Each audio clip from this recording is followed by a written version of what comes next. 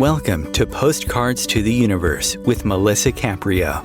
Do you believe in magic? What if you were told that all you had to do was get a little creative and work a magic spell to bring anything you can imagine into your life? Here on Postcards to the Universe, we will share manifesting, tips, postcards, creativity, abundance, and prosperity. Here is your host, Melisa Caprio. Hello and welcome to Postcards to the Universe with Melisa, creating the life you crave. How's everyone doing? I hope you guys are well. Well, it's super rainy here in South Florida, but we are in summer. In June, it rains every single day at some point, some part of the day. It really does.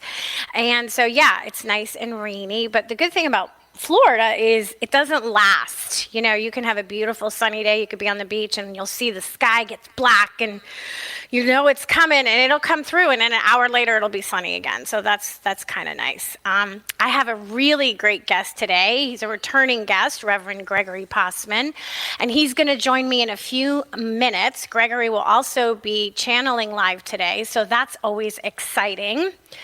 You guys who listen to me on a regular basis, you know I always share an affirmation and a Magic Monday message, which is a postcard that I photograph, a manifesting postcard with its affirmation. And this week's affirmation that I've been focusing on is I am soulful. And, so it makes me think, what does it mean to be soulful? And for me, being soulful describes the essential innate force or energy that lives inside every human being. Being soulful means living my life according to a deeper meaning that results from self-reflection and exploration and gratitude. I mean, no one could do that all the time, right? It's very difficult. We are human, especially when we're facing challenges. Experiencing soulfulness in the outside world means treating others with kindness and dignity, respect and compassion, meaning we respect our planet and all of its inhabitants. Even the ones we might not be happy with. It's not always easy to do. We do that in any way we can. We hold ourselves accountable.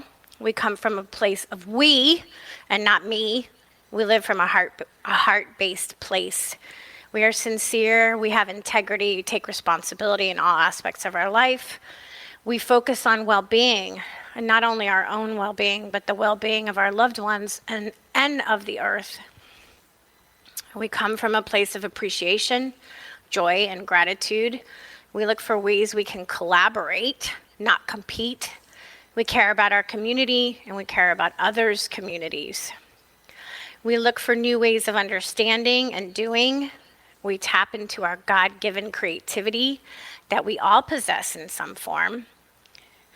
We become open to others' perspectives and ideas. Being soulful is being conscious in our thoughts, words, and actions. Become self-aware is very important in soulful work. Doing good work, asking ourselves questions to check in and see where we are. Ask yourself, what am I here to do? Some really good questions you can ask yourself are, do you consider yourself a soulful person? And if you do, what does that look like? Do you ever feel like you want to make a difference on the planet? And what does that look like? Or maybe you just, in your community, what does that look like? Do you feel your self-worth is defined by your net worth? Is that what you think is soulful work? A lot of us think that. Do you feel that you nurture yourself? Do you nurture your spirit? Do you nurture your mind and your body? What does your life look like? Does it reflect balance and harmony? What do you know about yourself? And how much time do you spend in self-reflection? We get so busy a lot of times we don't spend any time in self-reflection. So when I was doing this affirmation this week, these are some of the notes that I just kind of jotted down and some of the thoughts that I had. And of course, you guys know who listen to me, I like to share it every week. And I do a little visual representation of it also. And if you want to see what that looks like, if you're listening to me for the first time, you have no idea what I'm talking about, you can go onto my website, Postcards to the Universe, and you can see the Magic Monday messages there with their affirmations, or you can follow me on any of my social media platforms, and you can see them there. I post them every Monday. And if you're interested and doing deeper inner work. I have some great exercises in my book, Postcards to the Universe, Harness the Universe's Power and Manifest Your Dreams, which you can find online. And there's some great manifesting and inspirational stories in there. I have 30 manifesting stories. And if you are on Facebook and you're looking for a group to join where it's a feel good and inspiration, join me on Postcards of Love, because I share lots of inspirational messages, beautiful art and photographs, and lots of happy animal stories. I think those are my favorite. Okay, so next week, I have author Lynn McKenzie, an expert in the animal, intuitive, and energy healing fields with over 30 years of experience. She's here with her book titled Bark, Neigh, Meow. Awaken to the transformative wisdom of your companion animal to activate your soul's highest calling. She has provided training and consultation for over 100,000 clients. That's a lot. And she offers various programs relating to animal communication, healing, spiritual growth, and personal transformation. So it's going to be a really cool, it's the first time I'm going to have her on, so it's going to be really cool. So I hope to see you here next week. All right, so to get to my guest today, it's always a pleasure to have Gregory on as my guest. For those of you listening for the first time, Reverend Gregory Possman began as a psychic trance channel in '91. Gregory channels over 40 light beings, including Sananda, Archangels Michael, Raphael, Gabriel, as well as master teachers, spirit Quan Yin, who has been on my show, and Mary, and Gregory's going to be channeling live after we come back from the first break. Reverend Dr. Possman performs workshops through the world and offers recorded, channeled private sessions by phone. I have had a private session with him. It's amazing. And if you want to see a channeled message, you can see he does a free one each month on GregoryPossman.com, GregoryPossman.com. Hey, Gregory, how you doing? I'm doing great. Oh, I get so excited when you're on. Well, we were talking earlier, and Chris said I said it's another beautiful day in the neighborhood. So Yes, all right. It is. So how are you doing? How are things up there in North Carolina? everything up here is fantastic. About 2 weeks ago, I had a dream, and somebody screamed at me to become a vegetarian. So I decided to meet them halfway, and I have become a pescatarian. And that is a person who eats fish and vegetables and fruits. And I also eat now a little bit of cheese and some dairy products, but I imagine at some point I'll probably cut much of that out. So as a meat eater, it is a very interesting experience. I feel fantastic. It's really great. And Wow. I've always said to people, you know, you listen to your own body and do what's appropriate for you. And but this is a turn of events. And one friend said, well, you know, it must have been the spirit of all the animals that you've eaten that was screaming at you to become a vegetarian. I was going to ask you, who do you think was screaming at you? I think his suggestion was probably as accurate as any. Oh my God. Wow. So that must have been, obviously, that was a very significant dream if you said, okay, I need to, you know, listen to this over here and do this. Well, yeah. I will say in my more soulful moments, I write down my dreams and I try to get whatever message they bring. And I think that's a big part of our unconscious talking to us. And I know a lot of people don't remember dreams, and I'm remembering a lot more of them than I used to. Sometimes they're a little confusing. Last night's dream was I couldn't find the rental car that I had rented. I had no idea where it went, and had no idea how I was going to get to the airport or what I was going to do, and then I woke up. Yeah. I remember my dreams usually when I have them early in the morning. Those are the ones that I always end up remembering. And they seem to be super vivid, but you know, who knows? But I'm sure. I know I have crazy dreams. So, and it's funny because I think those dreams about looking for something that you can't find, like I have those a lot too. And I wonder like, what's the significance of that? Like, is it like a deeper meaning? Are we searching for something, you know, deeper and we're trying to find it, you know? Maybe. Well, I think some people say that every dream, every part of every dream is a part of self. And so if we're looking for something that we can't find, I keep feeling like the message is it's inside of me. And why do I keep looking outside for something that's inside? And you just did about a 1 hour show in about 5 minutes, from what I could tell, in asking all the questions you asked about what is soulfulness and am I soulful and how do I practice it? What does it mean? And I started thinking about what spiritual practices do I engage in, and this journaling the dreams is one of the things that I think works really well for me. And then one can go back and look at the journal and see how they kind of weave a message if you look back at them over a period of time. I think if you don't record them, which many times I don't, and I'm not, I don't do that well, but I don't do it every night. But when I go back and I look at the dreams I have had, they all seem to kind of weave together into a message, and that's fascinating to me. So, yeah. Anyway, that's what I know. No, I think you're right. I think our subconscious is a lot that tells us a lot, and it comes out in our dreams.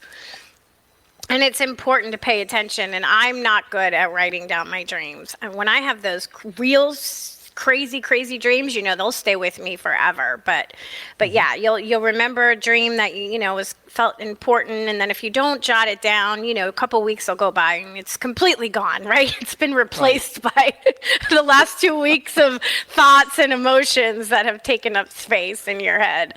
But yes, discovering what your dreams are telling you is really good, actually, in looking to see about the work, that your inner work, what you're doing, where you're at. Where are you having restless dreams, or are you having nice dreams? Like, are you always? A lot of people have a lot of nightmares. I don't have a lot of nightmares. I get nightmares very rare, so that's not something that I have to deal with. I have the same experience. Very few nightmares. Most of the time, it's either very, very pleasant, or it's a little disconcerting because I can't find something or I've lost something. So I'm always looking for something. Me too. I'm always looking for something in my dreams. That's funny. So there's going to be people that are listening for the first time today of you. Gregory's a regular guest. He comes maybe once every 4 to 6 weeks, on the show, and we talk to one of the entities that he channels. So just briefly share a little bit about, how you started to become a psychic trance channel and what that is for those who are joining us for the very first time. Well, that happened in 91, and long story short, it was a kind of a midlife crisis, life-changing situation. I was very unhappy. As I describe it, I jumped off the cliff. I ended almost everything in my life. I got divorced. I changed my career. And I knew that the Creator wanted me to do something I wasn't doing, had no idea what it was, and I started exploring every spiritual thing I could. I was a major skeptic. I didn't believe in any of this.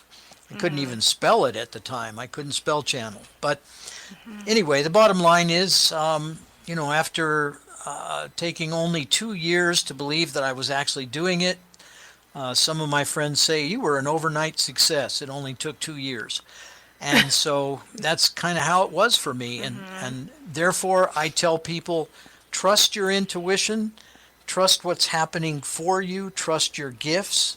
And no matter how strange or weird your left brain thinks it is, go with it, talk to people about it, ask questions, and everything, all the answers will come out. They'll all come forth.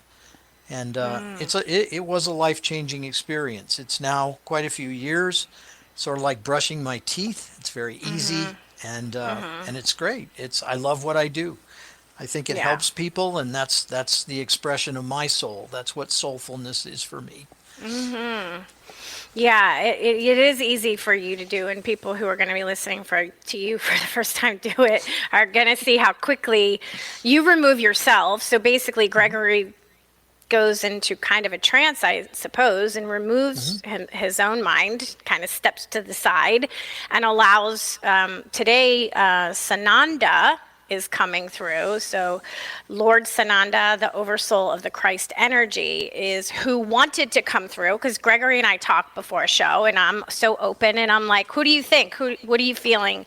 And he'll write me back and say, oh, I got this kind of intuition, this hit. This is who wants to come through. So that's who's coming through today. So that's going to be really, really exciting. You want to tell us anything about Lord Sananda? All I can say is that this energy is all about unconditional love. Just total, unlimited, unconditional love. And I believe today's topic will be self-love. Love for self. Love for self, which is a big challenge, right? For probably 99.9% of us, I would say. So this is something that we all need to work on desperately, and we're all on different levels of it. There'll be some times where the self-love is, you're feeling really good, and then something happens and boom, you start criticizing yourself and you beat yourself up, right? And then it's like, well, that's not being very loving. So I have tons of questions. So we're going to take a break in a second, but really quick, I just wanted to ask you, you're pretty hopeful because of your channeling and what you've learned about the future of the world, aren't you? Very, very optimistic. Yeah. Yes. Yeah. I know, that's why I like talking to Gregory so much, because when you see like some terrible stories and awful things happening, and you talk to him, I have him on, I always feel like, okay, it's going to be okay. It's going to be okay. All right, Gregory, so we're going to go to our break now, and then we come back, we're going to just jump right into it. Does that sound good? Sounds great. Okay, guys, stay tuned, and we'll be back in 2 minutes.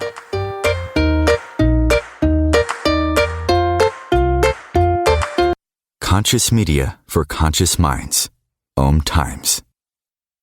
Host your show on IOM-FM, the radio network of OMTimes Media, one of the more recognized brand names in the conscious community, and is backed by the extensive marketing reach of OMTimes. Hosting a show on IOM-FM immediately connects you with our extensive dedicated community.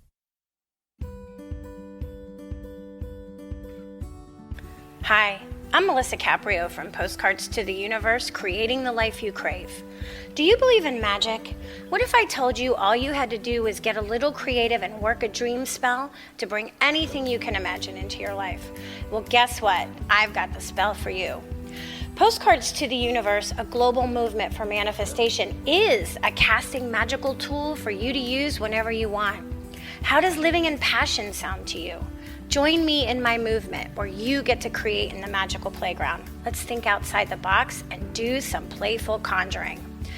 By casting out our desires with a manifesting postcard, we explore our hearts and allow the alchemy of our dreams to appear. And don't forget to tune in each week here on OMTimes Radio with my show, Postcards to the Universe, creating the life you crave at 4 p.m. Eastern Time. I share tips on creativity, abundance, and prosperity, and you will be introduced to the coolest guests, trailblazers, mystics, and creatives who enrich our lives.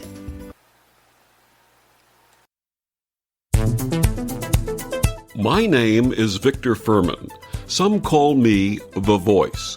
I've always been fascinated with human nature, spirituality, science, and the crossroads at which they meet. Join me Wednesdays at 8 p.m. Eastern on OMTimes Radio, and we'll explore these topics and so much more on Destination Unlimited.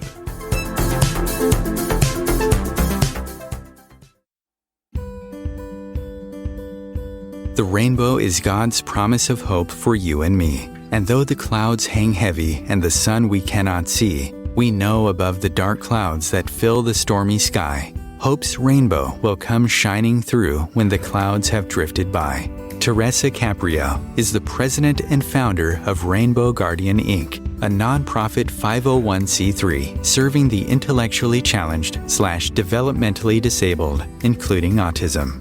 Teresa started the foundation in 1995 so she could help make a better life for her intellectually challenged daughter. Her dream is that the Rainbow Guardian will provide the necessary tools and education to help the public understand the special needs population, because it's often discarded in mainstream society. To find out more or make a donation in support, please go to www.rainbowguardian.org. Rainbow Guardian's special mission is to see these unique people live a happy, full life and have a future of liberty and equality.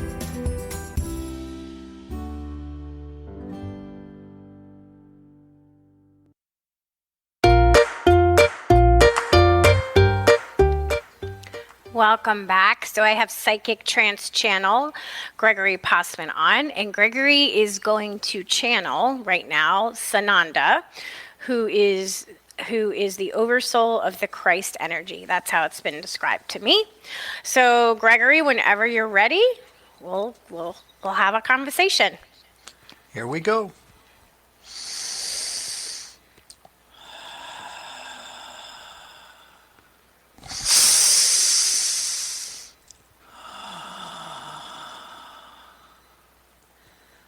We are the one called Sananda, and we greet you, each of you. We are grateful for this opportunity to merge our energies, and we are intrigued with the opportunity to answer your questions, all of them, if there is time allowed. How may we be of service?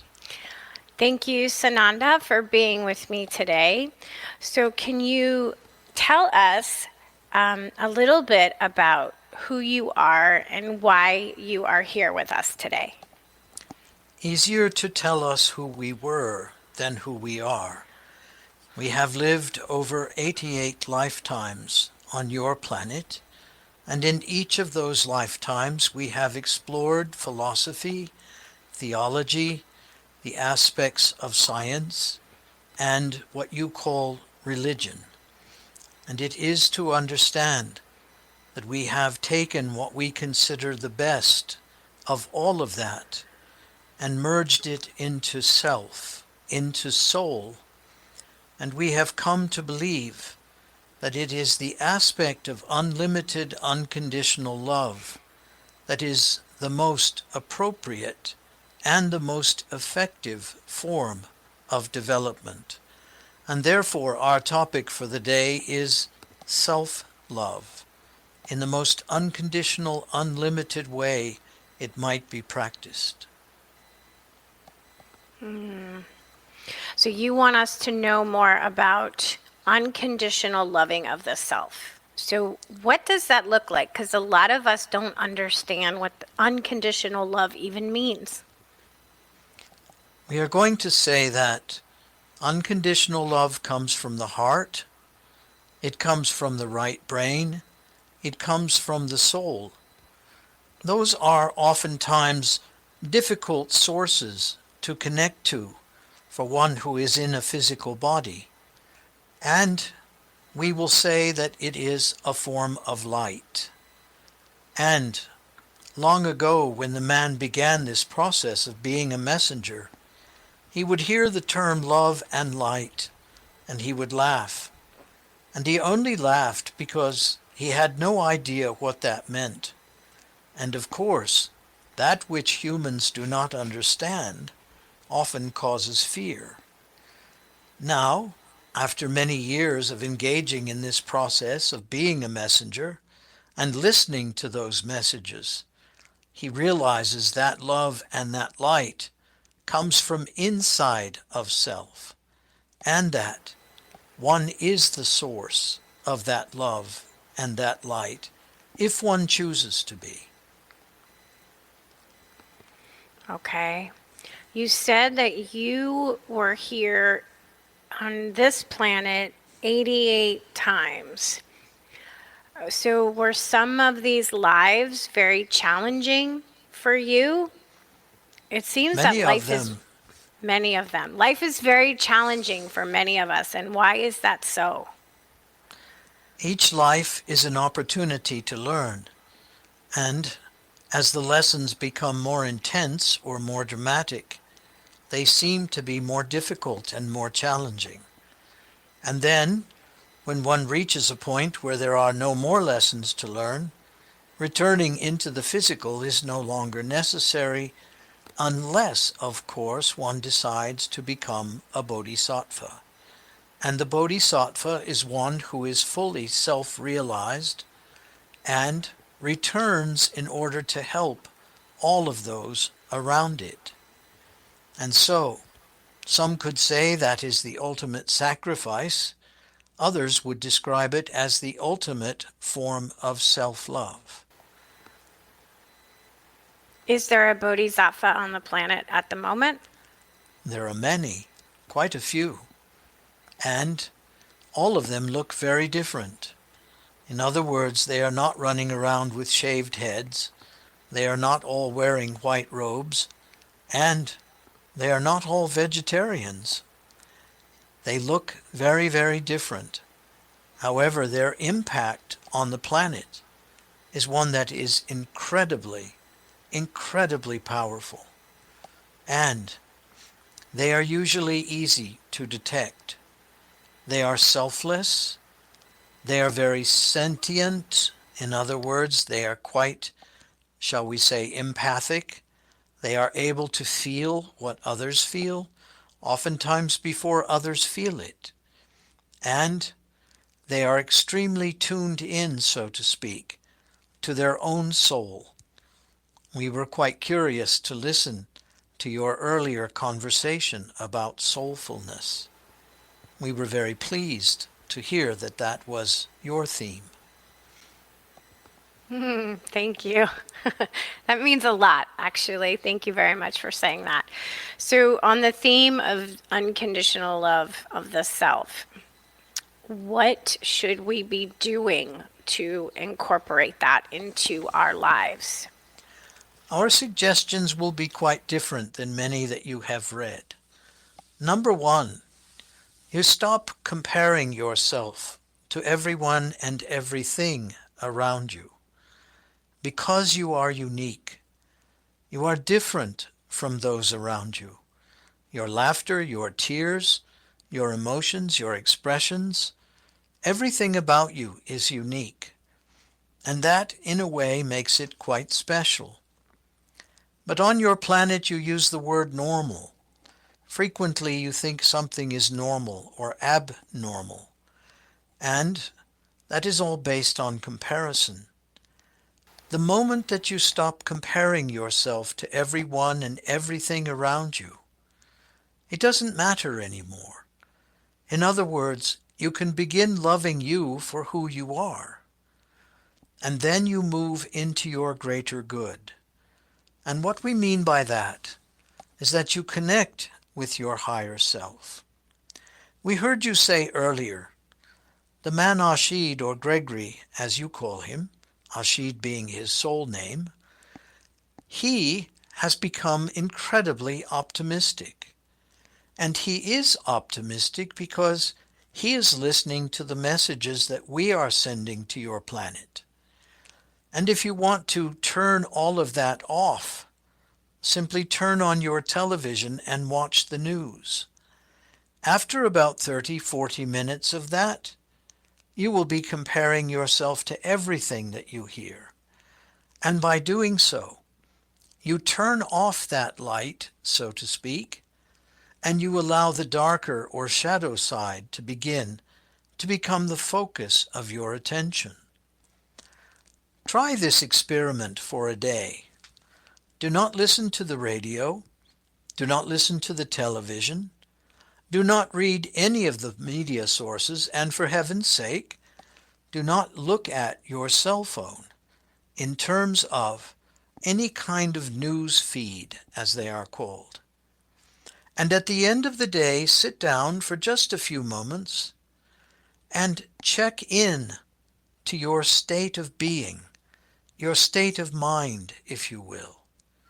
You will find that it is pleasant and cheerful and joyous and filled with light, because you are not comparing yourself to anything other than your own experience. That is an amazing process. We think that you will enjoy it very much if you can force your left brain to do so. However, you must also bear in mind that most human beings' greatest fear is to go into the quiet. And the man has done several silent retreats. If it doesn't drive him crazy, and that is a very poor attempt at humor, so to speak, but if it doesn't drive him crazy, he finds himself growing more and more peaceful. He finds himself becoming more familiar with whom he truly is. And each of you can have that experience. It doesn't need to be 3 days.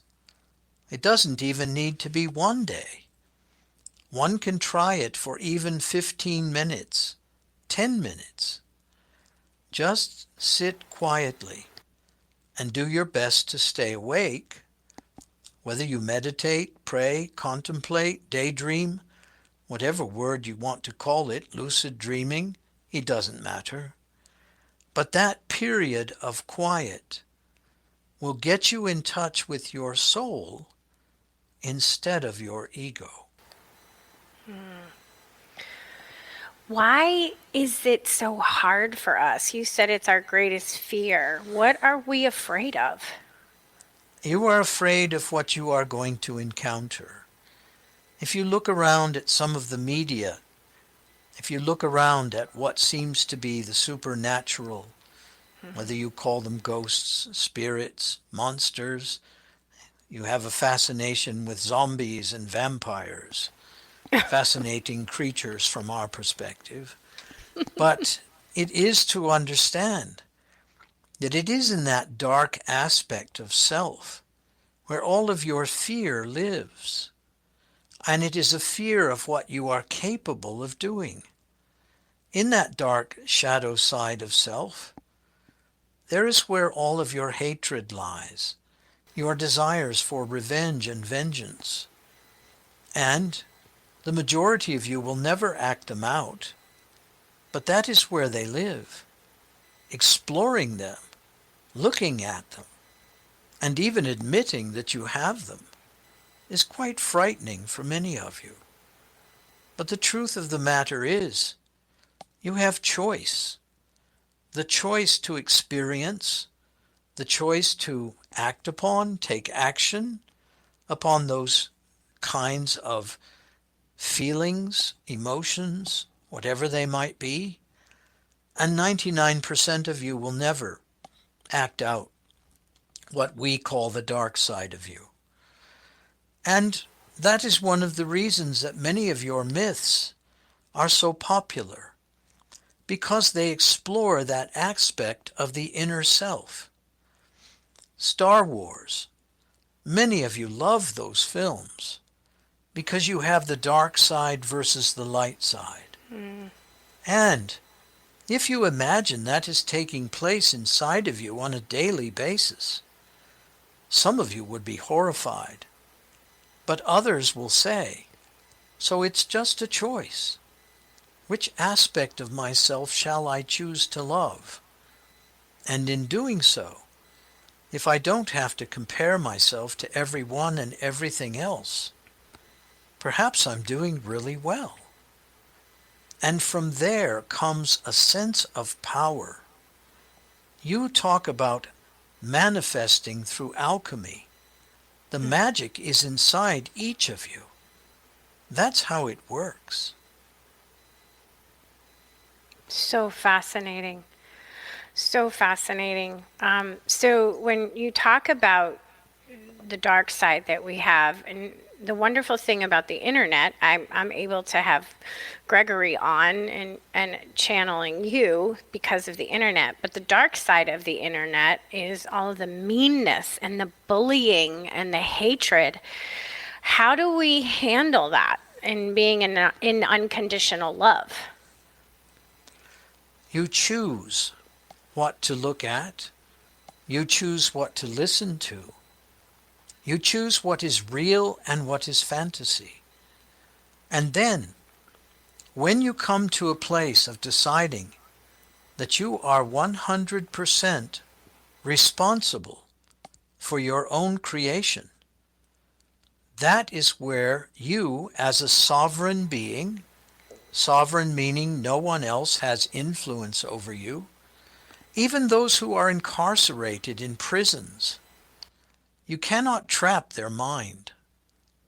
And therefore, you create whatever reality you wish. So you're saying that if I could have complete sovereignty and create the reality I wish, I wouldn't see it. It wouldn't come in front of my eyes. It might come in front of your eyes, but it may have no effect upon you. We're saying that you do create 100% of your reality. And then you choose how to respond versus how to react. If you react with the phrase or the statement, "That is so horrible," that is a judgment. And on our side, there is no judgment. It isn't good, it isn't bad, it isn't evil. It just is. But you see, as a human being, you have your emotions to deal with. And some things make you feel very sad, and some make you very happy. The question is, can you process your feelings quickly and express them? Move through them so that you can express another feeling in the next few moments? Or do you hang on to it for long periods of time? Focus upon it, so to speak. That is the question. This is a very good place to pause. So we're going to do our commercial break because we must do that. So let's take that right now, and then we're going to come back and I will have more questions for Sananda.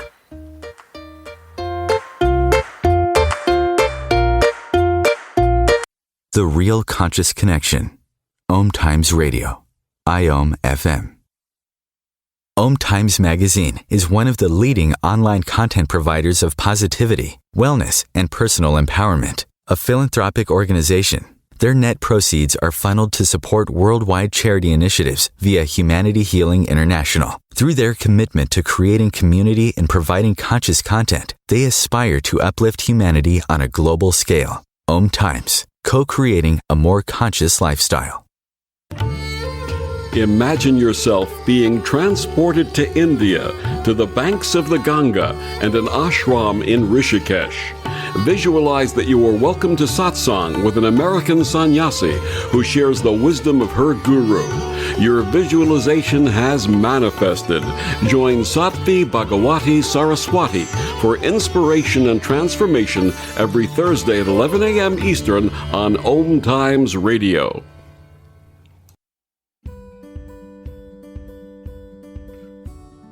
Hi, I'm Melisa Caprio from Postcards to the Universe, creating the life you crave. Do you believe in magic? What if I told you all you had to do was get a little creative and work a dream spell to bring anything you can imagine into your life? Well, guess what? I've got the spell for you. Postcards to the Universe, a global movement for manifestation, is a casting magical tool for you to use whenever you want. How does living in passion sound to you?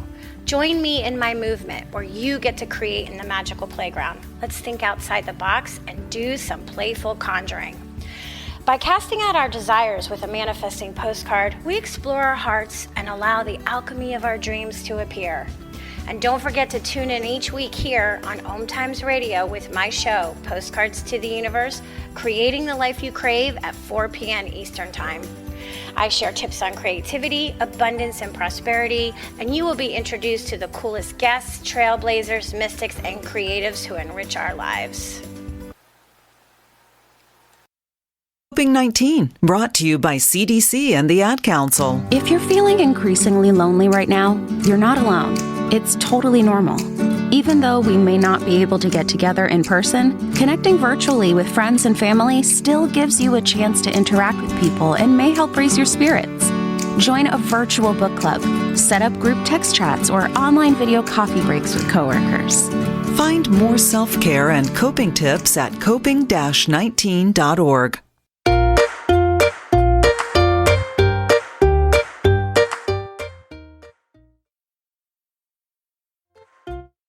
I was thinking during the break about something you said about how there is no good or bad. Now, from your perspective, not our human perspective. And we feel emotions. So how do we process when we see terrible things happen to people and animals and tragedies? We just had a major tragedy here in Miami. A building fell and killed 150 people, and it's heartbreaking. It's just heartbreaking. And everyone wants to know why these things happen and how do we deal with it. We spoke earlier of lessons learned during lifetimes, and those whose lives ended, and they did not end, they simply went into a state of transition. In other words, life is eternal. It never ends. However, the physical presentation or projection, if you imagine it like a hologram for just a moment, that is what separates. That is what separates from the soul. But the soul of those beings who were lost, so to speak, they live on forever. They live on in the memories of those who knew them and loved them. They live on in their own souls, and they may return to a life on earth, or they may not need to. It is tragic from one perspective, but it is also perfect from another. And those who hear what we say will not understand. We know that. We do not expect those who are mourning the death of their loved ones to see perfection in it. But a year from now, 2 years from now, 3 years from now, they will ask themselves, what did the death of my loved one teach me? Did it teach me to celebrate their life? Did it teach me to celebrate who they are? Or does it continue to be a tragic form of sadness and depression for myself? And then when they look in the eyes of a baby, they may see the eyes of their loved one and wonder if in fact some portion of that soul has not returned. And it may be someone very close to them. It could even be their own child, so to speak. So yes, it seems tragic, and it seems as though it is something one might never be able to heal from. But in truth, by praying for those souls, by praying for their evolution, by seeing them move forward rapidly in their process, one can actually benefit their journey. That, of course, is a choice. The alternative to that is spend days and weeks and months sobbing and crying.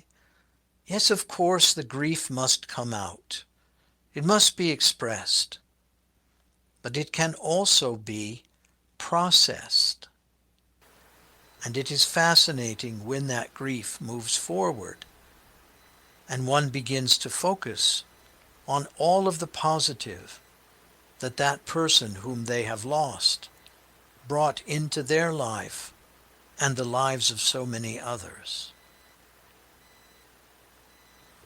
Thank you. That's very helpful. Your words were very helpful. So I have a question. Is our goal on each life to learn how to unconditionally love ourselves? And do we choose our families and times and places to incarnate and the lessons that we are going to go through? So it's kind of like a two-part question to get to that place, I guess. We cannot say that all people have a lesson to learn to unconditionally love themselves. In other words, some of them may have already passed through that portal, so to speak. They may already be in that place. And it's possible that they love themselves, but they do not love all of those around them. And then they would choose a lifetime of challenge and difficulty. They might choose a family who abuses them mentally, emotionally, or physically. They might choose friends who constantly betray them, who belittle them. And then the question one must ask is, why does this keep happening to me? What part of it do I not accept?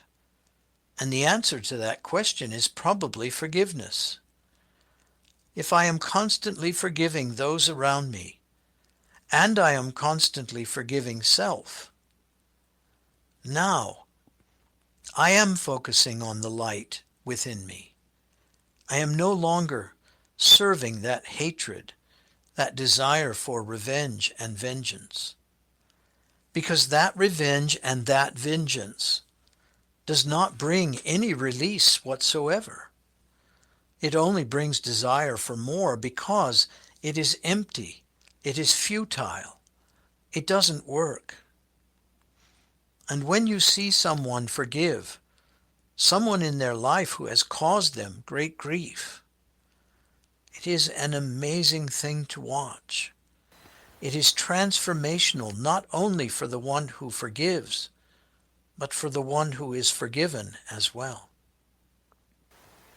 Yes, I have seen that. I have been a witness to that, and it is amazing to see. So then we do choose our experiences and our families when we incarnate. All of them. All Difficult of them. as it may seem to accept, all of Very, them very difficult to accept sometimes. can be indeed. So when we are going through something like forgiveness, forgiveness is a good one. How do we love ourselves through forgiveness? How do we forgive ourselves? We would ask all of your listeners to place their hands on their solar plexus and to imagine with their eyes closed, rose or pink colored light flowing into the solar plexus, into the stomach. Many of you believe that forgiveness comes from your heart, and it may, but we believe it is more likely to be experienced in the power center, in the solar plexus. And allow that rose-colored light to flow through the palms of the hands, the fingertips, into the body. This is precisely what we were doing with the man Ashid during the course of the break. And now imagine all of that rose-colored light having traveled through the physical body, and imagine that it is now projecting outward into the world, into the auric field or the morphic field around you. And it is placing peace and forgiveness and love in everything and everyone around you. And just breathe.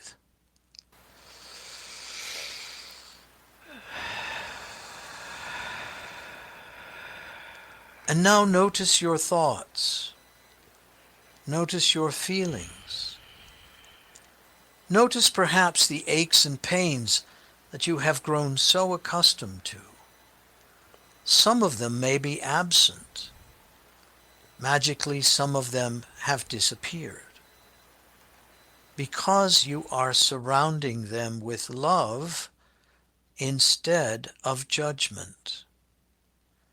Instead of guilt or shame, instead of any projection, you are simply surrounding them with love. And that is what works. And if you try that exercise frequently, just before you sleep, and even when you awaken in the morning, you are charging, you are programming the field of energy around you with love, with light, with forgiveness, unconditional and unlimited. That would be our suggestion. That's beautiful. Thank you. Okay, so this is a good segue into how can we better love our neighbors, others, especially those that we strongly disagree with or have challenges with? When you have transmuted all of your self-judgment, you no longer have need nor reason to judge those around you. And you can become more tolerant. We are not saying that they will never be irritating to you again.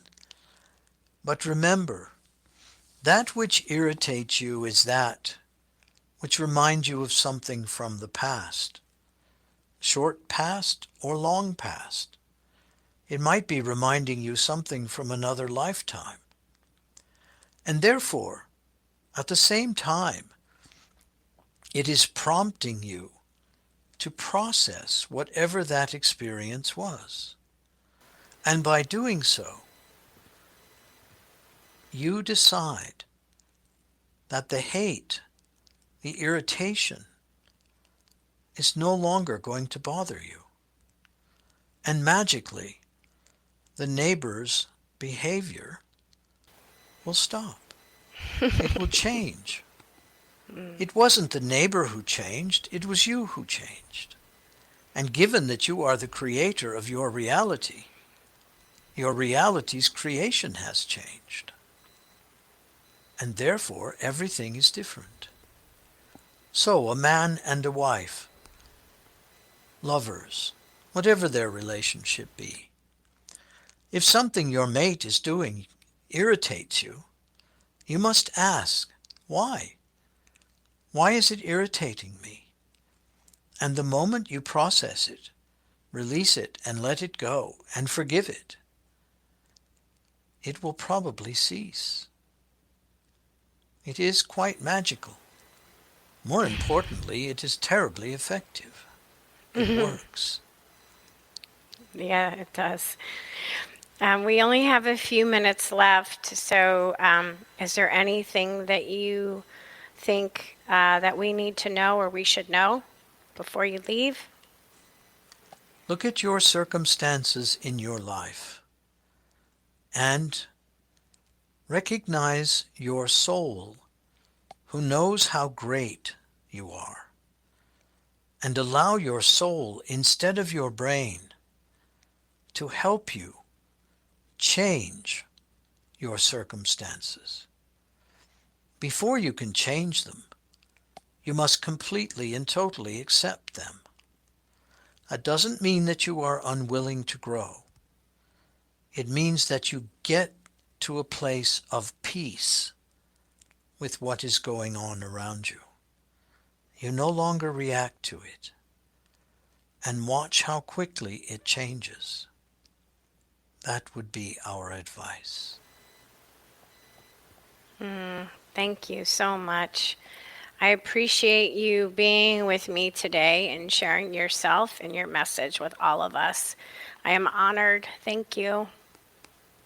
We are grateful for the opportunity to merge our energies with yours. We are the one called Sananda. So be it.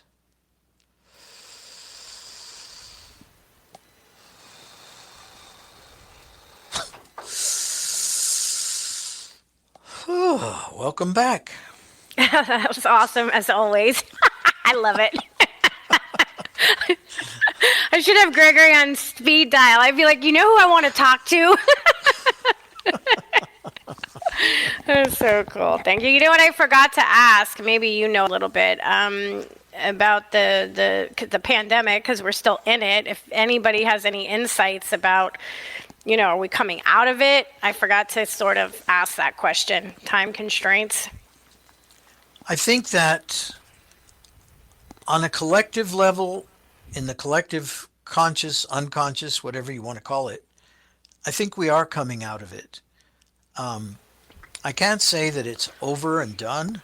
Mm-hmm. I don't think it's complete. But I think it's created some amazing opportunities for discussion and opinions and attitudes and so forth. And so that part of it's not over. But I think that, the science and the aspect of the statistics and so forth I think we're going to see that continually diminish. And that's just what I feel. That's what it feels like. Me too. So Gregory, we only have a minute left. You got anything coming up that you want to share with everybody? Yeah. In August in Denmark on a little island called Fyn, we're going to do a thing called the Gathering of the Council of Shambhala. And we've got 23 people signed up. We've got room for another 8 or 10. And if people would like to come to our website, that's gregorypossman.com that you mentioned earlier, there's information there about that event. And just found out that Denmark is now allowing tourists to travel into the country again, so we're good with that. Sandy and I have our tickets, and we invite you to check that out. Yeah. Thank you, Gregory. That's awesome. Thanks for being here with me today. And thank you all for listening to Postcards to the Universe with Melisa, creating the life you crave. Wishing everyone a wonderful week filled with joy, abundance, and love. Peace.